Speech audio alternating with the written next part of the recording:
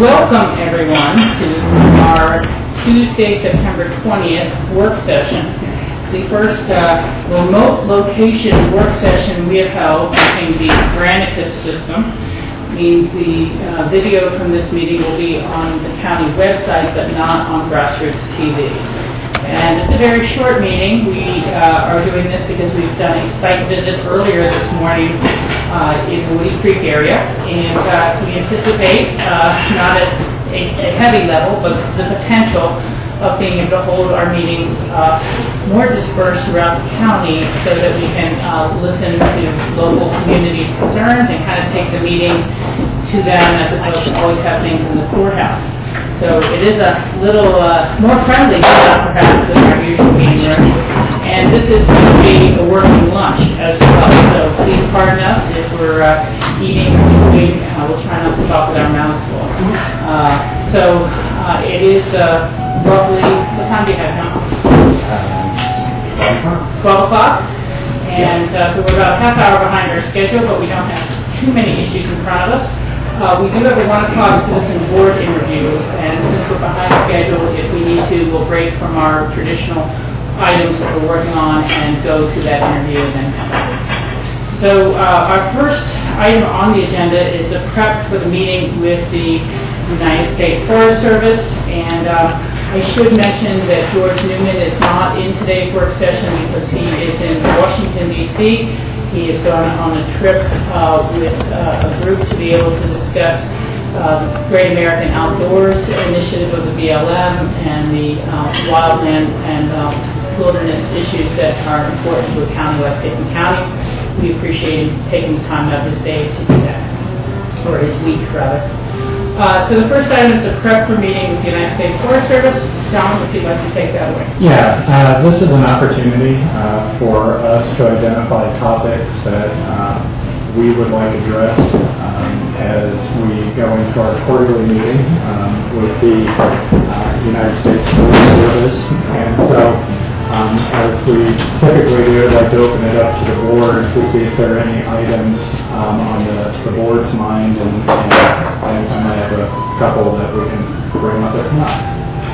Michael? First? Yeah, I'd like to talk about the NATO snowmobile access with the Forest Service. Okay. And our meeting is approximately 1 hour per night. Okay. Jack?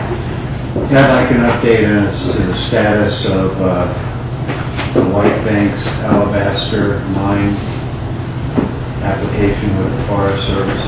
And they might have a new name these days than White Banks, but I think we know, staff certainly knows what I'm talking about. Rob? If there's any update on their offices in Aspen, I think it'd be nice to know what their plan is for their redevelopment for the Forest Service offices and location, as well as some of the parcels that they're looking to get rid of to fund it. So, specifically the tree farm. Michael? Yeah, following up on Rob's, we need an update on the tree farm and transfer of that property, the riparian property, to Eagle County. And I would ask for this more in form of a memo as opposed to a point of conversation, but I'd love to get an update on how this summer's tourism, when the campsites are being filled, just kind of how that went for them.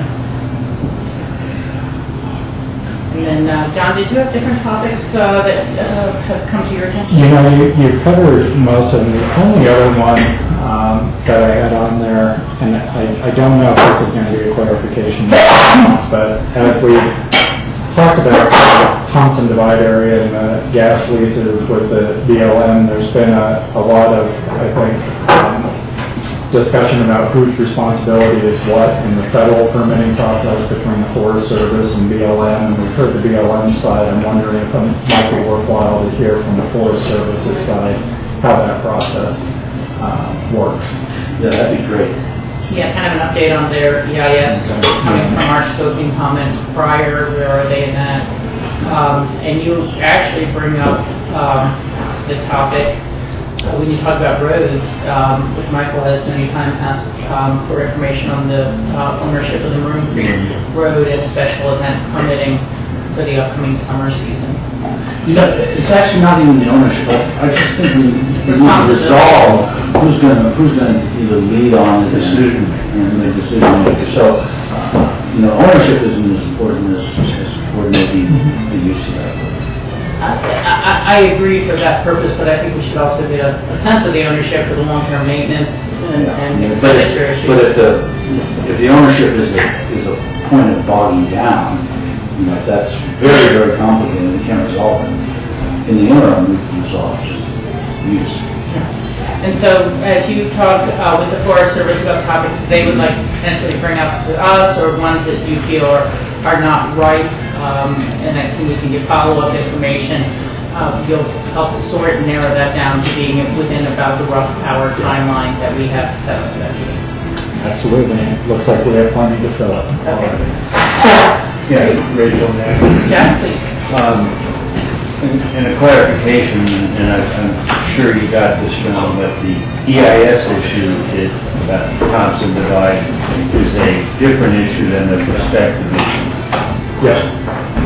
And I want to say. Okay. But thank you, Jeff. We'll then go on to our memos of interest.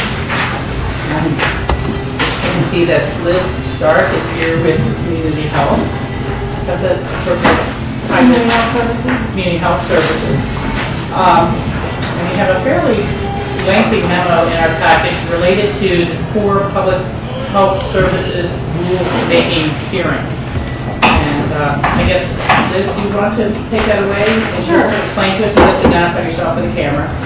Sure. Liz Stark from Community Health Services, and with me is Carlos from Taking Care of Environmental Health.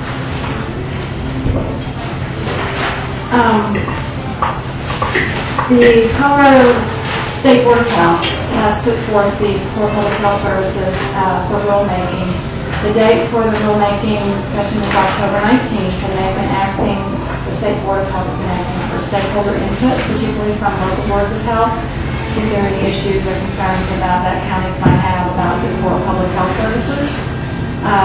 So in your MOI, I provided you what was at that time the most current version of the core public health services, and frequently asked questions about those for your review to see if you had any concerns or comments about them before the October 1st deadline. I do have copies of a more current version just as of Friday. Last Friday I attended a CALFO meeting, Colorado Association of Local Public Health Officials, where they had made some revisions to the core public health services, so I do have updated versions if you'd like to see those. I have highlighted the changes for your attention if you'd like to see those. Would you like a more current version now? At least give us a little bit of an outline of Okay, that. sure.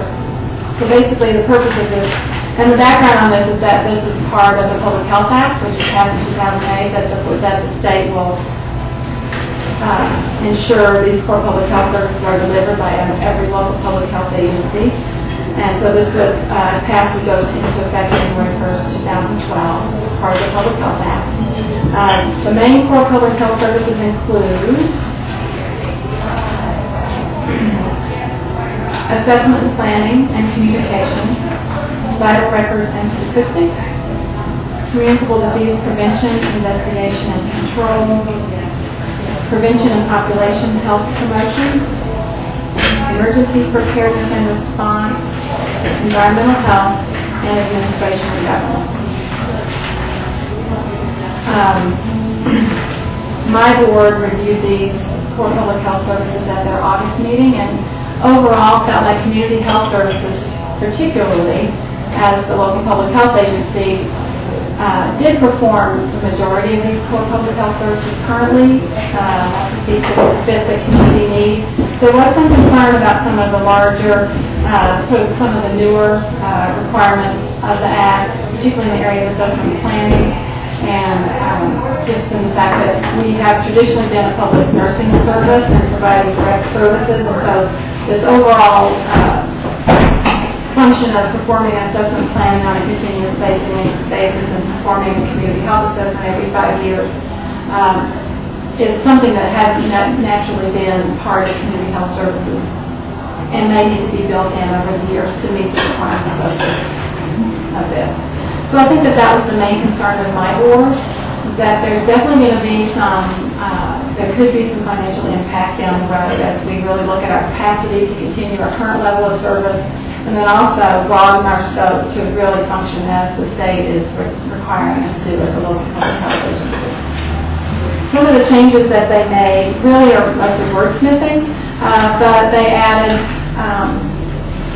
at the request of some other local public health directors, added a definition of the word assure and a definition of sustainable development.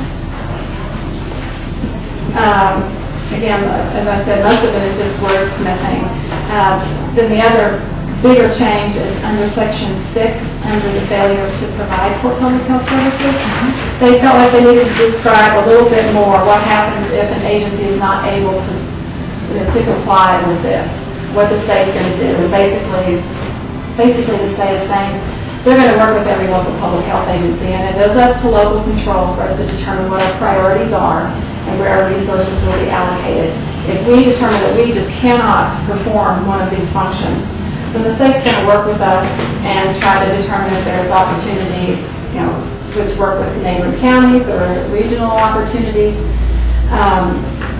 The ultimate punitive action would be that money would be taken away from us. But the objective is to work with us and figure out how we can perform all these functions. So I just wanted to outline that a little bit further in the core public health services. That kind of brings up for me under this 5.1 section, our very last page, when sufficient appropriations are absent. I think one of our public comments should be to ask from who. Appropriations from the Board of County Commissioners to themselves as the Board of Health, appropriations from the state to the county to the Board of Health, appropriations from the feds to the county from the Board of Health. So that is the one that really needs clarification, who creates this potential exemption. I also have wondered, and this is just a theoretical, last night, as to whether any of these are more enhanced functions as opposed to core functions. Do we want to differentiate and request that they differentiate things that we may not have the capacity or funding for now? It's just a concept, but I want to make sure we're not listing things that are our core function that we later won't be able to fund. And I guess what comes to mind for me is their dental health initiative. We'd love to see that. You're reading through this, it's not like we're submitting that as our plan. And so maybe in the future, when we get to truly submitting our plan, not just the rules that govern what should be in our plan, we try to make that differentiation. These are our core services, and these are, I hate to use the word optional, I hate to use the word enhanced, but something that's different from core. So correct me if I'm wrong, but I kind of get the sense that this is a multi-phase step. First, there's the adoption of these rules, and then later will be some sort of required submittal by us as to how we're fulfilling these core. And that would be in the form of our public health improvement plan, which we'll do in conjunction with our community health assessment that will be happening over the next year or so. Okay. So in our plan, we will address how we're going to be performing these core public health services. Yeah, and again, I guess I'm just trying to think all the way through to the end of that plan, that perhaps the comment would be that somehow within this should be an acknowledgement or creating a spot in the future plan to be able to describe some things as core and in compliance here, and some things as enhanced or optional, so that we don't get to a point where we've included something in our health plan later. They say, but you said it was part of your core services, and not have a placeholder or a category for those type of activities. I'm not sure if I understand completely, because from their point of view, these are the core services, and we must be in compliance with these. But you're saying, so outside of these, we might want to pursue other things that aren't necessarily covered here. Okay. Yeah, and I'm afraid that if we list those in our service provision plan, in the future, they will be called or miscategorized as core services. We'll have made a commitment that we cannot fulfill. And so I think that perhaps a comment to them would be that they need to create a category so that when eventual health service plans are submitted in compliance with this, items that may go above and beyond are not misconstrued as core services by given community. We don't overcommit. Michael?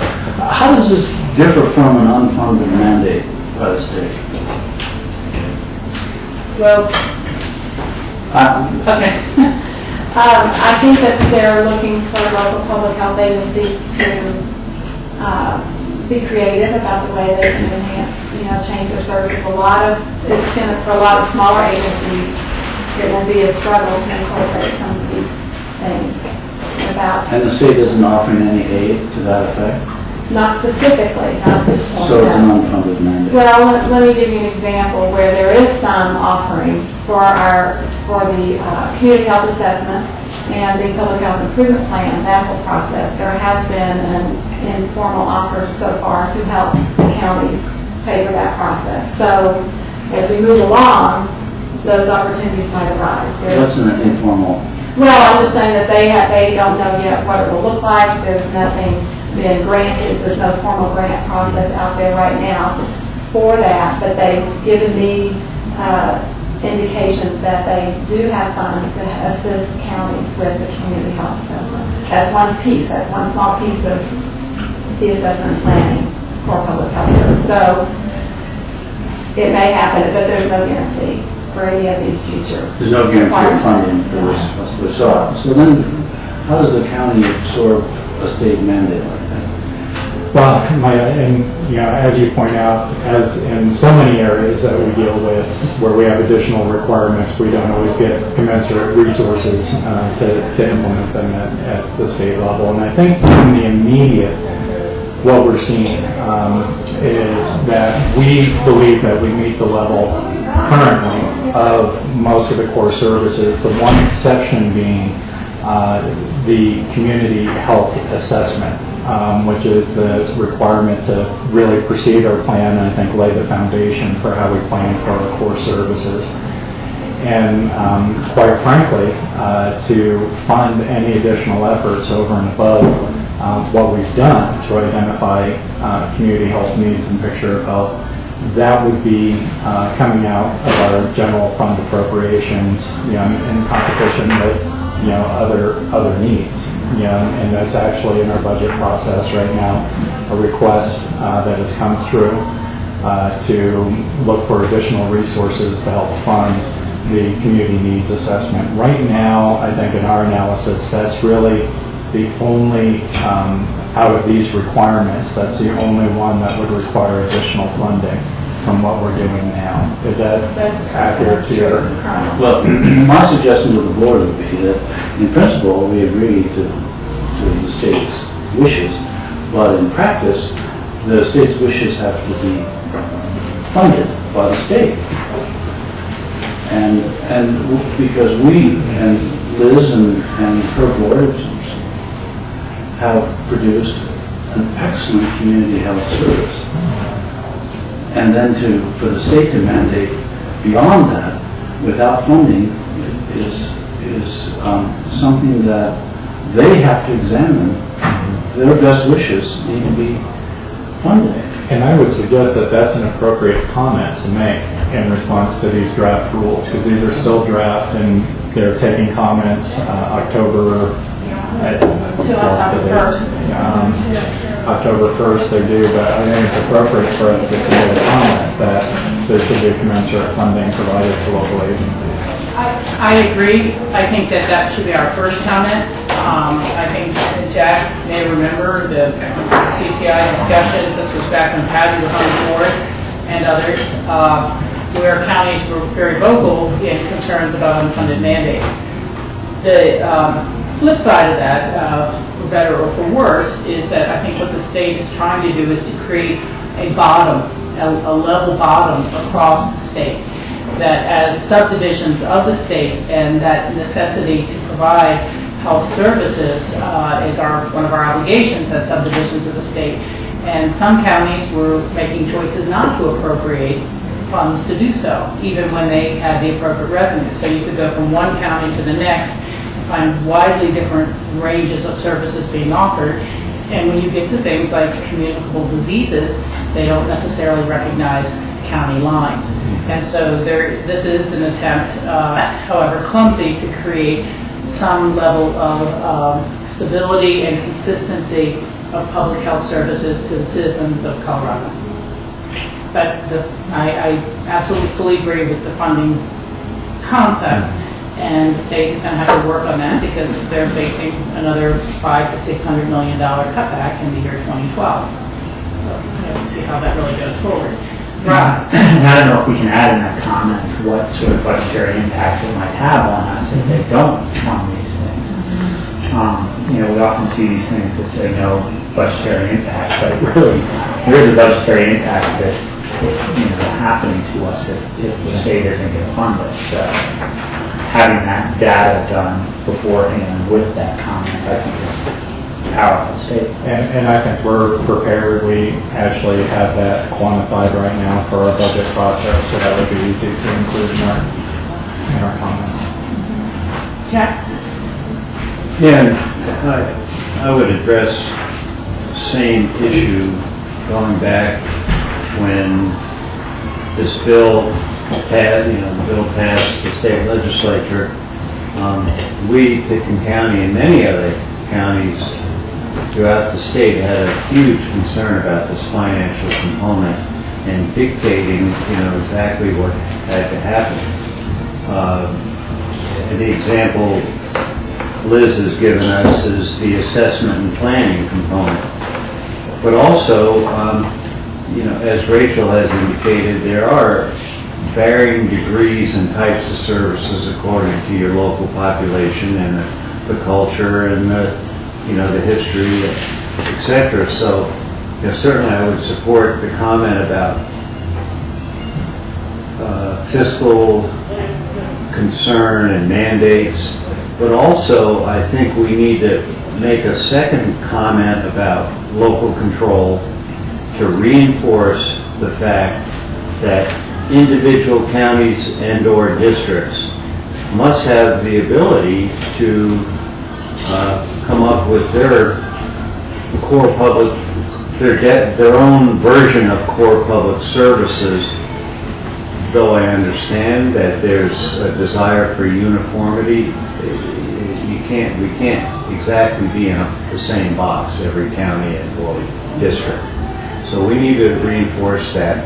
And there is, in 5.2, under, 5.2 talks about the county or district board of health may choose to limit the scope of the core public health services.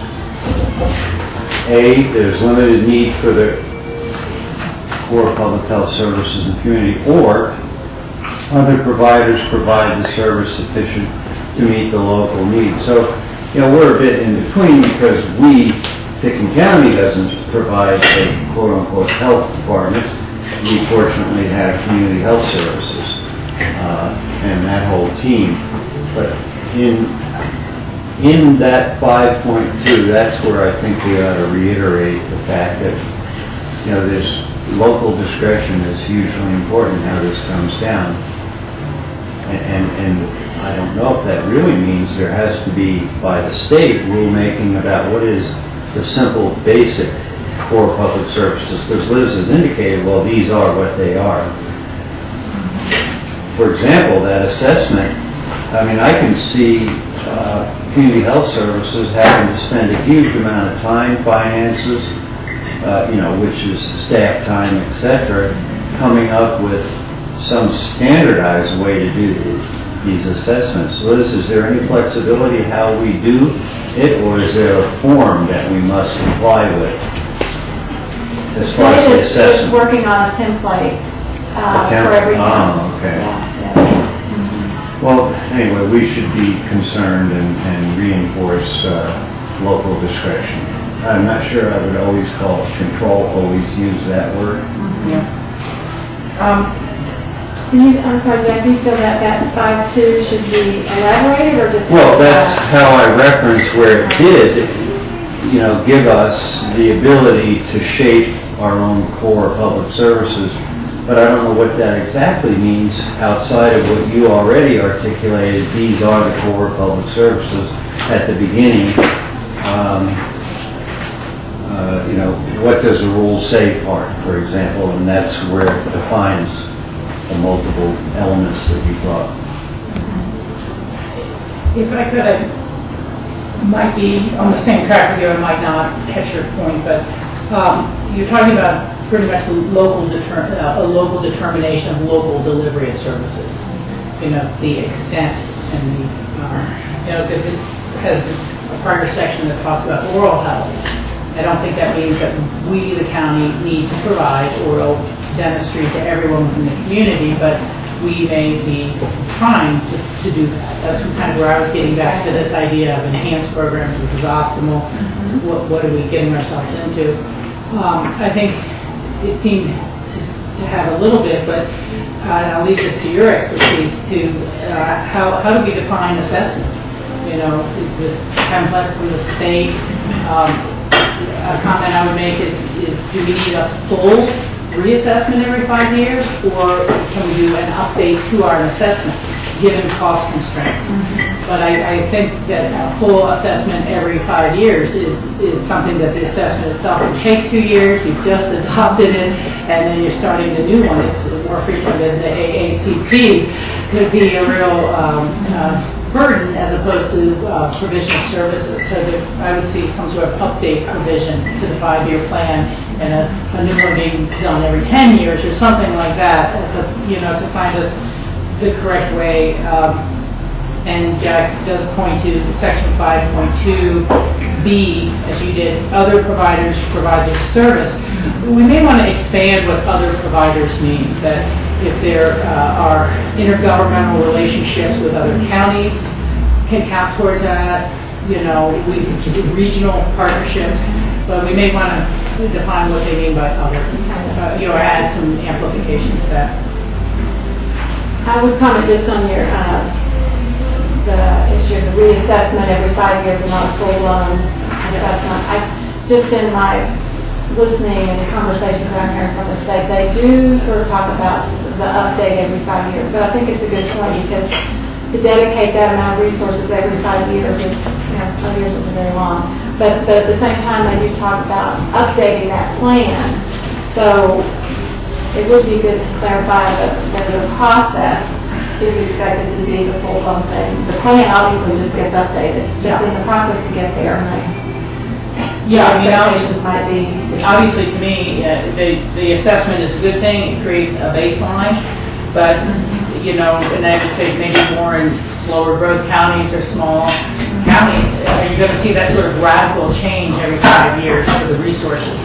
And how can we catch the changing circumstances? There could be changing circumstances radically within 5 years, depending on the economy or N1 flu or things like this coming through that change the ground perspective pretty quickly. But let's try to see if we can define that away from being a full assessment every 5 years. So it's not going to be telling us much new or really getting to how well we're doing. Jack? Yeah, you alluded to it, and I'll go back to page 1 about what the rule says and the 7 items that make up the core public services. John referred to those as, we're doing currently everything on the list, and then the thing that we have a challenge for, financial, and then Debbie, staff, etc., is the assessment and planning. When you look at these 7 items, that's currently, but what does it mean in the future? So that's kind of taking off of what you said, Liz, I can see emergency preparedness and response, another worldwide outbreak of flu, some kind of another strain of flu could be really huge, or in environmental health and, whatever that state rulemaking whole situation is evolves over time with new bills, etc. So those are just a couple of examples where we really could have financial challenges over and above what we do today in the future. Okay. Do those, Michael, did you have any other comments or additions, or Liz, if you have any other feedback for us or things you'd like us to include in our No, I thank you, that's very helpful. And what would be the process then for getting those comments to the study? That you want my help with that, or how does it look? So we'll see them again on our regular meeting next week and formally pass them forward. We could certainly put them together, I think, from the minutes today, and then there'd be a letter from the board, so we can bring it back. We can bring it forward next week, Liz. And so I think what we do is shoot to you what we have in our minutes, have you maybe put any additional language you think is useful, clarification into those, and then we'll bring it back to the board. Next, Carla, if you want to have any comments specifically about the environmental health section of that, because that's really her area. I think it's great that they've included environmental health as a core public health service, and I think it's appropriate, and I think the bullet points are pretty comprehensive, and I think we do a good job of addressing those locally. We give different emphasis to different things, and I think the community assessment will help bring out maybe if we need to shift our priorities at all. So overall, I think it's pretty good. Okay. Thank you for that. Any other comments? Thanks for joining us in beautiful Lake Creek. Yeah, it's down here. Okay. That is our primary memo of interest here. We now go on to the future agendas. I did note one error tomorrow. Tuesday, September 27th, I will be present. I think it was just the Monday, September 26th, when Michael said he would not be present, but you will be there on the Tuesday. Oh. Okay, so those got reversed. And then we actually had some changes, and we did print out a new copy of future agendas for you. And will you put one in George's box office? Yeah. Okay, and so both Michael and I will be there at the meeting of Tuesday, September 27th. Both Michael and I will not be there on the Monday, the 26th. Okay. Okay.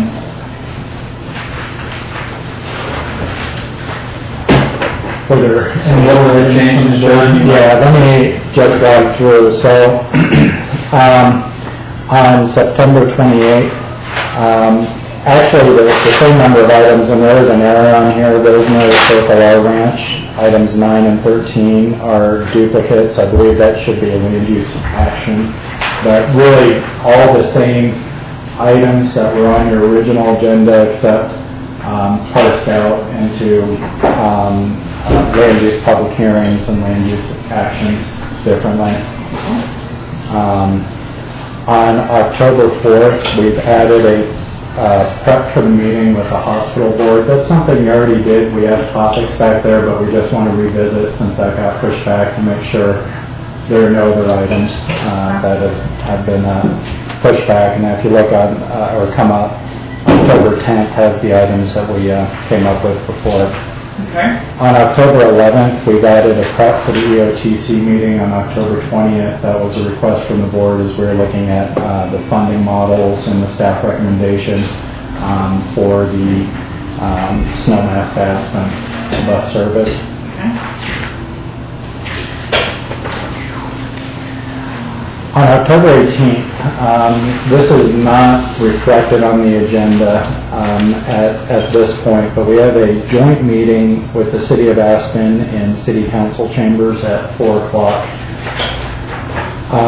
The city manager has informed me that council did not wish to meet on the Health and Human Service Agency presentations, and That being the case, that will just be the board there, and then we'd meet jointly on the housing budget and information technology budget, so we would push those back.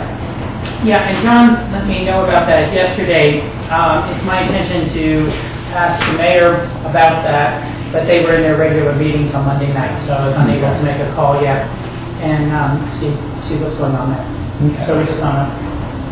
Will we still have a joint meeting on, The housing and... Yes. IT. well, no, I don't mean at maybe this meeting, but annually, we do have a meeting, and we get together with all of the service providers. Actually, that's with the Healthy Community Fund. This was That was it. yeah, and so this is a change from past practice, and my understanding is it was a change initiated by council. So. Good. Yeah. Please, Michael. And did you say, Rachel, did you say John was going to find out why that change was made? I think Rachel said she was going to visit with the mayor to just clarify that change.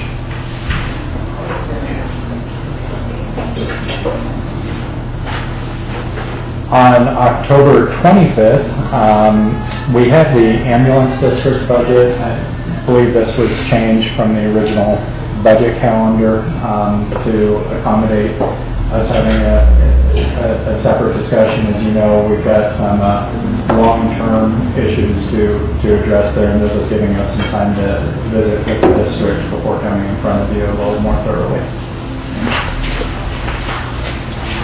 And I believe those were the only changes from the agenda that was handed out. I apologize for, we've been having a lot happen last minute. We want to make sure you guys have those included on the future agendas this week.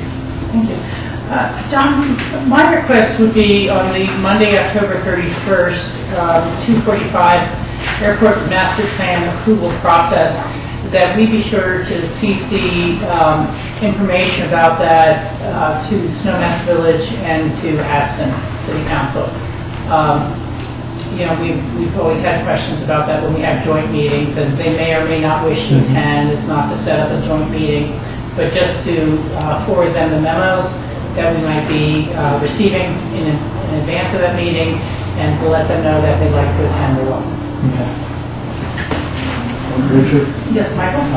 When you talked to the mayor, could you ask him whether that decision was his decision, Steve Barwick's decision, or council decision? Yeah, that's what I plan to do. Yeah? Yeah, clarification. John, do we kick off budget, because I don't have that separate page with me, on October 11th, the first budget presentation? That's correct. The general fund? It's going to be a little bit different this year, and it's going to be an overview for all funds, Jack. So we'll spend time on the general funds, and we'll spend time summarizing all of the funds. We'll go into more detail on the operating and proposed capital plans for the general fund, obviously, because that's where most of our decision points are. But we wanted to give you a picture of the whole budget before you went into the individual department presentations. Great. Yeah, just a clarification question. What's the background on canceling a work session because of election day? I mean, it says mail ballot election. So That was a request in our past future agenda discussions, and I think on election day, I believe it's been the practice of the county to not have work sessions or hearings on those days, and so that was a request that was made by the board, I believe 3 weeks ago or so, maybe Even a little longer. more. And it happened when we were looking actually at our budget calendar, and the request came to make sure we didn't schedule any meetings on election day. I would say historically, the county just hasn't met on election days.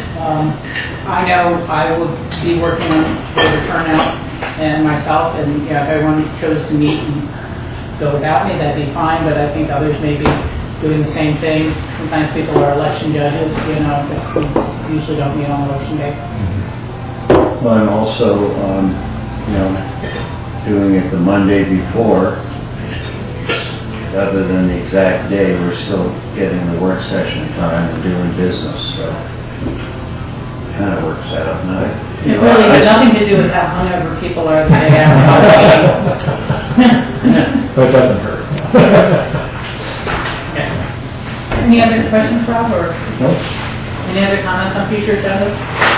Okay, John, did you have anything else to walk us through? No? Okay. Well, just everyone be sure to keep John informed of any potential conferences coming up. I know it's the off season, sometimes people end up with spur of the moment vacations, but making sure we have forums. Rob?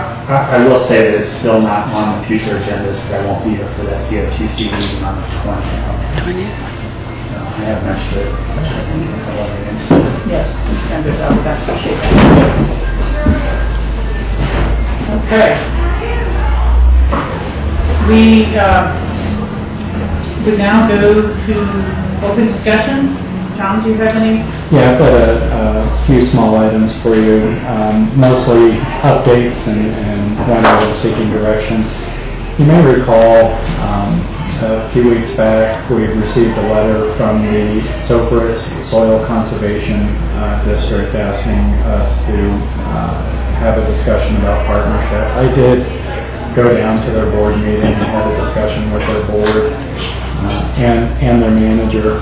And it is we apparently did use the fund, the Sopris Soil Conservation District, and that's more history that I need to dig up. But the interesting thing about the meeting was, as we've been making changes organizationally, particularly around weed programs, that's one of the services that the Soil Conservation District does offer, including weed mapping, cost share programs for citizens on private land, weed identification services, some of the things that maybe we've gone a little bit weaker on in our service provision, and it did look to me like there was an opportunity maybe for us to partner and achieve an increased service level at a lower cost. And so I have forwarded information on to Brian Pettit, and we're going to take a further look at it, and we may come back and talk to you about the potential benefits of a partnership there. But it was a good discussion. I just wanted to let you know that we did follow up on that. John, Yeah. is it not a state organization? You know, it's actually a separate district, and so the funding actually comes through local governments. There are some federal programs around water conservation and irrigation system improvements, but the bulk of their funding comes from partnerships with local governments. Right now, the only local government really funding the conservation district is Garfield County, even though it does cover all of Pickens County and a small portion of Eagle County. It really covers the whole Roanoke Fork drainage. And so, Mike, I don't know what the history of our relationship is with the Soil Conservation District, but it is its own political subdivision. It's its own political. And so what state resources do they draw on? I mean, they don't duplicate, they must get it from CSU or, you know, how do they? They are not associated with cooperative extension. Most of their they're not. Most of their partnership resources comes through USDA, actually, federal programs. Thank you, Jack. John, you rightfully shared with us information as to the benefit for Pickens County here. Partnerships, of course, typically means financial contribution, so as part and parcel of that, you're going to bring that along too, but what does that mean? And what we're looking at is, do we want to propose including something in the 2012 budget for the board to consider? And we want to spend a little bit more time looking at the benefits of that partnership. But it did seem like there was enough potential there that we wanted to continue those discussions. I want that to be on your radar screen. It'd be nice to have the weed board involved in that. See if they think. Very good point. Sure. Very good point. Maybe even a closeout of how it went this year without a dedicated lead person, as we've had in the past. Well, I'm sure that's one of the benefits John is referring to, as far as a full-time staff person, Right, having access to resources. a reference to call, and they actually do, when they get a call and they go out and do weed identification, they do put that into a GIS map layer that they can then share with us. So, Okay. other item I wanted to bring up with you, and Marcia and I played a little bit of phone tag, Marcia Goshorn, but she, in representing the Komen Foundation, has made an initial request to ask if we'd be willing to look at possibly putting up a banner and lighting up the old courthouse for Breast Cancer Awareness Month, which is the month of October. And apparently a number of courthouses throughout the state, and I have not confirmed this, have put pink floodlights on their courthouses or hung banners. This is something apparently we did up until 6 years ago. In fact, I had a pink banner land in my office from our facilities group recognizing Breast Cancer Awareness Month. And we did used to put floodlights out. I do believe there was a discussion with the board about 6 years ago and some concern about how do we draw the line, or how do we, say when it's appropriate to decorate or put banners or signs on our historic building. And at that time, the decision was made to not continue doing the lighting of the courthouse. I guess for concerns that there wasn't any real distinction necessarily from other requests coming forward. So I wanted to put out to the board, we do have this request to potentially put lights and a banner up. As far as staff resources go, it's a minimal impact, quite frankly. I think it's more the policy question of opening up the courthouse for other requests in the future, and wanted to get a feel for where the board might be on a request like that. I wasn't in on the decision 6 years ago, but it sounds reasonable, given that there's so many nonprofits active in town and so many good causes, that you can have pink floodlights one week, blue floodlights the next, and green floodlights the next week, because you wouldn't be able to say no to anyone. So, we do have that nonprofit, or the city does, the nonprofit banner across Main Street, and certainly they can change the color of their street lamps if they want to on a weekly basis. But I think keeping the courthouse sacrosanct is important. Other comments? Kat? Yeah, and I unequivocally support Coleman and cancer awareness and all the multiple facets of it, having lost 2 family members. I think we're out there volunteering for that race myself. Yeah, I tend to agree with Michael. I would like to know if our specific banner could be used to hang, because I don't know what banner Michael was referring to, maybe the one I am here, but could it be hung across the street in banner row, as it were, as an appropriate substitute? I would just guess that they are already requesting banner placement with their existing banners over Main Street through the city process. I mean, this is not the first October Breast Cancer Awareness Month, so I don't think they need our banner or our assistance in pursuing a city banner. I do think it raises the questions that, we may want to hear from our attorney on. Michael has alluded to those, but at a certain point, if you create a public venue, and it's always a fine line. Is it a one-time thing, so you have not created a public venue, or if you've done it for 3 groups, you've created a public venue and you have to allow all groups at any time this kind of equal access to your facility. this is just me, but I suppose I would be less concerned about having the pink floodlights than the banner. And Marcia had called me. I really just got an email and told her, a voicemail and told her to call John naturally. So again, for me, I could see the pink floodlights. You hadn't mentioned a banner that goes with it. And I think that might make a statement by itself, and very few other things are as recognized as the pink. And so, I don't know that would cause a long-term problem. But again, I do not want to create or take any action that ends up creating that public venue must be available 360, type of thing.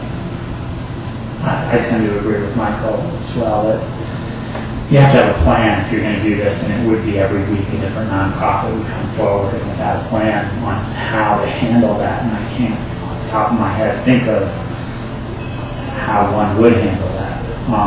What nonprofits are worthy and what nonprofits are not worthy. I would say they're all worthy, but, I would offer the board as an alternative. I do think we have some core functions, for example, public health and such, where this could be a core message, and it may be appropriate for us to put the banner up in our building there somewhere, and also to recognize the month in some other meaningful ways that are consistent with some of our core services and core missions, and we can certainly put that on the table and pursue that with the Coleman Foundation. Yeah, just to clarify, I would not assume that the banner situation across Main Street has occurred. We just ought to check. Absolutely, we'll make that available. If that's something that would be useful to them. We certainly have the banner right now. So. Okay. Any further comments? Okay, anything else, John? No, that's it. Okay. Do any of the board members have future agenda, open discussion items they'd like to bring up? Jack? I assume we all got The this Air Department of Force. Air Force memo. It is pretty discouraging, at least I will state it as my understanding of what has been taken off the table as far as what's still left on the table. So are we in the process of drafting comments, John? Yeah, the full report is in community development, and they're drafting comments. So, and it is a lengthy report.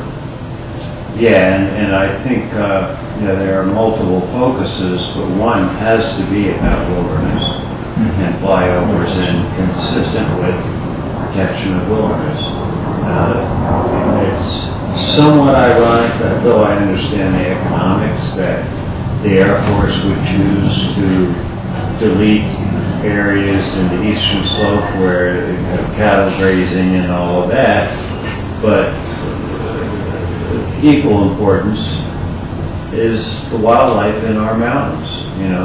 What happens in the winter when you chase an elk herd. I don't mean specifically chase, but a elk herd is chased, gets skittish and starts burning energy and therefore fat, and therefore impacts survival. So, and staff, I'm sure, is all aware of this.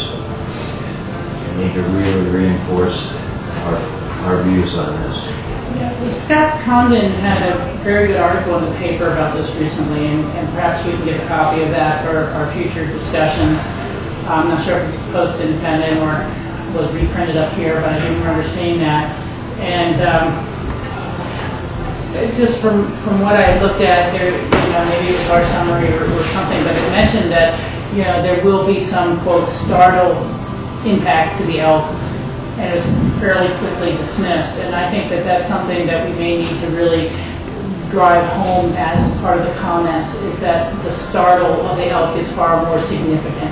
It's not like startle when someone's cow herd who gets fed every day as it is with the guys who put on the winter fat. And so we may ask for some Division of Wildlife supporting comments, and we may briefly add it to our Gunnison discussion, because it is that pathway between Aspen and Gunnison, and that's very strongly affected by this. Michael? Yeah, this is a tough issue, for me at least, because I have the values of protecting the elk and the wildlife and the environment. On the other hand, I want to be sure that, given that this country's decided to put our armed forces at risk, that they have adequate training. And so when they go on a mission, they're prepared for that mission and they can survive that mission. So it's tough, very tough. And also given that there's really not much participation on the part of the general citizenry in these war efforts, this seems to me is something we might rise to as our participation in that war effort. However, I don't know what these planes look like or sound like, or I just don't know. So to begin with, I'd like to have a demonstration, and I'd like to have them land at our airport and fly around and give us a demonstration. So I have some real feeling for what it is they're going to do. It sounds like it'd be very intrusive, but I don't know. To follow up on that, so you're thinking there's like two different processes. You're having a formal comment process, and then there is a political process. And I don't know if contacting our congressional representatives or our Senate representatives will make the most sense in terms of getting that demonstration or that information, because there are a couple of public meeting dates. One is in Montrose, one is in Gunnison. I think those are as close as they get to us. And I'd hate to rely on going to one of those meetings or sending in comments and then finding when you get there that there's none of this, real criteria and information that anyone would need to make a decision as to support or to not support. And so, it may be worth requesting from Noah Cropper and Mike Hess what they know about it, when are there noise demonstrations online? Are there videos of this? And, what has been, it's really hard to comment in the lack of information. So I just want to follow it, not just the books in hand, I guess, but what other avenues of information do we have about this? I can have a lot of empathy for what you're putting forward, Michael, and we don't have that benefit of understanding what other fly zones, what other training areas they have. And it's just an expansion as the military efforts in the United States continue to expand, or not. Is it sufficient now? I mean, we've all seen the whole Pinyon Pines expansion plans, which is, like several counties worth of new military bases that they'd like to own and change. And I'm very concerned just about the forever and forever and forever nature of this. I think once it's an established airspace for these purposes, it won't go away 100 years from now, and could very easily be increased in its utilization and impact. So, but I fully understand what you're saying. There's a challenge there that we all are served by these individuals, and I don't know the sufficiency of existing training operations and locations at all. And following up on that, that's also part of it, because what happens is you get pushed into essentially a confrontation with something you're not really fully aware of. And because you think, well, as Rachel said, this will be 100-year duration. But the fact of the matter is that the relationship was, well, for the most part, we don't see any, or our DOW doesn't see any effect. However, in this one valley that you're using, there is some effect, and can you change that? So if there was that kind of relationship, it seems to me we could actually have a discussion. When it's just based on a go or no-go situation, then the confrontation gets very unmanageable. And certainly if our airport director has any comments that they'd like to, we should have Jim Elwood and comment as well. Other points on that for right now? Yeah, I would offer that, and I'm sensitive to what Michael brings up. I'm just not sure how, and speaking only for myself, my being elected to serve on a local board, how I also have been forced to comment on international security. You know, it gets a little tough. My job is more local. And we have a long history in Hickman County of protecting wilderness, etc. So part of our analysis ought to be not only able to make a statement about, say, our concern about wilderness and, you know, the resource within the wilderness, and that includes also safety relative to avalanches, etc., not only wilderness, but anywhere. And though they say it will be minimal, you know, it's hard to predict. But in fact, we ought to try to understand some objective criteria relative to the noise element, because the noise element is the biggest concern here, at least the impact and how it overflows through the landscape. Technically, are there standards for decibels in wilderness that certainly might be different than our local, you know, noise ordinances, etc. So there's a little technical twist there. Okay. Greg, thank you for coming for your interview. We are very close to hitting that section of the meeting, if you don't mind. Can I go get a cup of coffee? Yes, it'd be perfect. That'd be perfect. Okay, so does that kind of wrap this comment, this section up? And we're going to be seeing this again. This is just, we talked about this once before, but this is more input to our staff. Jeff, additional open discussion items? No, not at this. Well, actually, maybe I ought to clarify. Yesterday, of course, we all were in Snowmass Village, and we had a very basic discussion relative to the future need to put a bridge in down on the Kootsavas property. I guess I'd like to ask the board, where did we land? You know, the staff needs to follow through, and there might have been a question in some individuals' minds that, well, should we do the rendering, should we not? You know, where did we come out of that meeting? Would you like me to speak to that? Please. My understanding from the meeting was that while the Snowmass Town Council or trustees do not necessarily need to see the renderings, that we came away with continued direction to pursue the renderings for any future public discussions, as well as the board and open space board's open discussion. So I don't think our direction changed as a result of that discussion. If I misunderstood that, I guess this would be a good time to clarify. Well, I didn't either, but I wanted to make sure that Jack's not sitting here thinking only his own feedback. I do want to ask, though, are we talking $5,000 to $7,000 for renderings, not $20,000? Yeah, it's in that $5,000 to $7,000 range. To be something legitimate, to be the scale.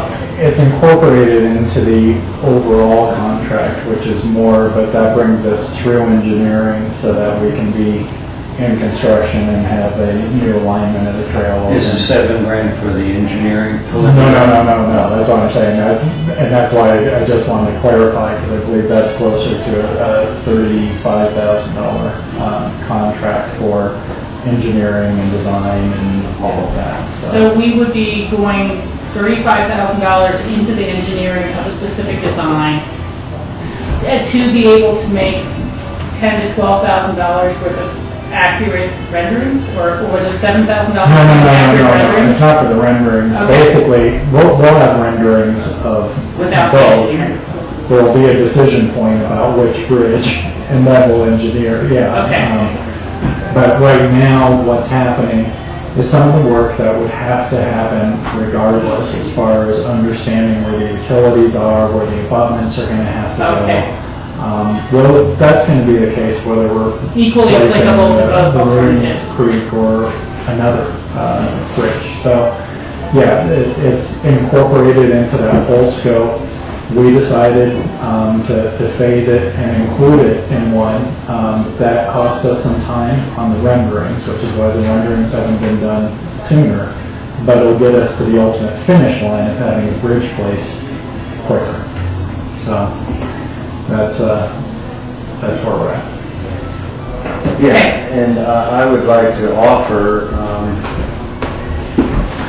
I mean, as far as, and Michael referenced this, a public hearing, a little bit of a public process, I would think that might occur in Sonat Village, and staff would be available, and I certainly would, as the district commissioner, everyone's welcome, you know that, but I would commit, given timing is right for our meeting schedule, et cetera, to carry that ball, and and certainly I could have my own opinion, but I would also participate in an educational piece, and that's, I think, what, an awareness and public decision making, at least direction. I would offer my time to help out do that. Michael? Well, that's great, Jack. This is really an open space and trails responsibility. They need to have a format that reaches the most people, whether it's a snowmass or an intercept lot or in town or wherever, and they need to advertise it. Because my experience, I keep referring to it in a week because you can try very hard and it's still very difficult to get a clear picture for people. But once you place that bridge, it's too late. And so you need, and Open Space and Trails needs to develop a thorough public outreach program, and they need to do it. That's my own feeling. I don't have a feeling about the bridges as much as the public being informed about what are the possibilities and what might happen. And I believe Open Space and Trails is headed down that path, and we're well positioned with the information we're collecting now. I guess the one thing I'm less clear about than anything in the background of the public meetings, because I'm fully supportive of that, and I told the chair of the Open Space and Trail Board that back in August. But and that's the county's funding commitment level, to go from the $300,000 funding to the $500,000 worth of funding. In the past, the previous bridge was upgraded with a Snowmass Village contribution. If you leave things wide open, is it a wish list that becomes $1 million bridge? Is it, what other enhancements? Is there a budget presented? Is it presented to say very clearly that should this community wish to have an upgraded bridge, there needs to be a request or push to their city council to provide that additional funding? Or are we going into the meeting saying, choose the 300, choose the 500,000, it doesn't matter to us, we'll just take the money from somewhere else to make this happen this way? Is that, I'm just asking for I think it's too preliminary to make those commitments, very frankly. I think you have to have public input, and the public input says, go with the Maroon Creek Bridge, the less expensive alternative, as far as we know, then there's no problem, right? Because we've committed to that. We can do that. If the general public, or say the majority of people in Snowmass, commit to a more expensive bridge, then that's the time to go to Snowmass and say, 70% of your populace says that they'd like a more expensive bridge, and we really feel that you need to cost share on it. Then that's the possibility. And so I think really it's more about public outreach first, reach some conclusions, and then develop from there.